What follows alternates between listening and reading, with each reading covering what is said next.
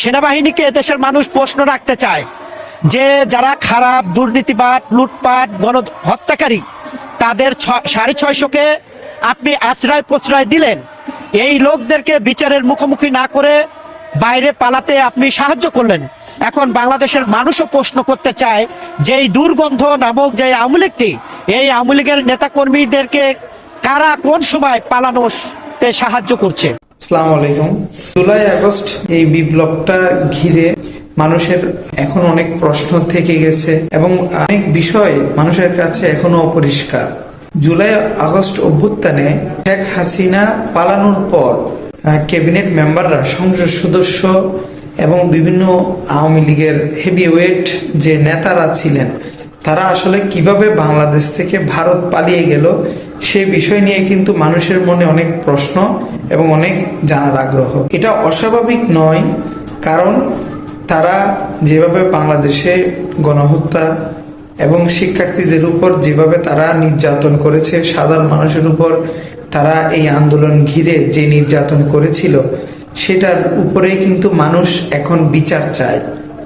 কিন্তু আওয়ামী লীগের এত নেতাকর্মী বা এমপি মন্ত্রীরা তারা যে বাংলাদেশ থেকে পালিয়ে গেছে, নিশ্চয় এর পিছনে বড় একটা প্রশ্ন আছে।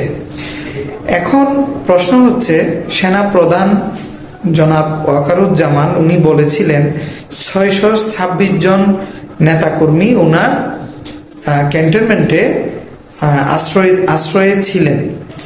তো এখন মানুষ তো স্বাভাবিকভাবেই বলবে যে এই 600, ওনার হিসাব মতে 626 জন যে অপরাধী, তারা বিভিন্ন মামলায় অপরাধী, তারা এখন কোথায়? এই প্রশ্নের উত্তর কিন্তু জনগণ চায়। এই মর্মে জনাব পিনাকি ভট্টাচার্য উনি কিন্তু একটা স্ট্যাটাসও দিয়েছেন, যে স্ট্যাটাস উল্লেখ করা হয়েছে আসলে ক্যান্টনমেন্টে অনেক আওয়ামী লীগের নেতা আশ্রিত ছিল, কিন্তু তাদেরকে সেনা প্রধানের পিনাকি ভট্টাচার্য বলতে চেয়েছেন সেনা সদরে প্রায় আওয়ামী লীগের 626 জন নয়, আরো অধিক আওয়ামী লীগের নেতাকর্মী আশ্রিত ছিল, তাদেরকে সেনা প্রধান পালাতে সাহায্য করেছেন।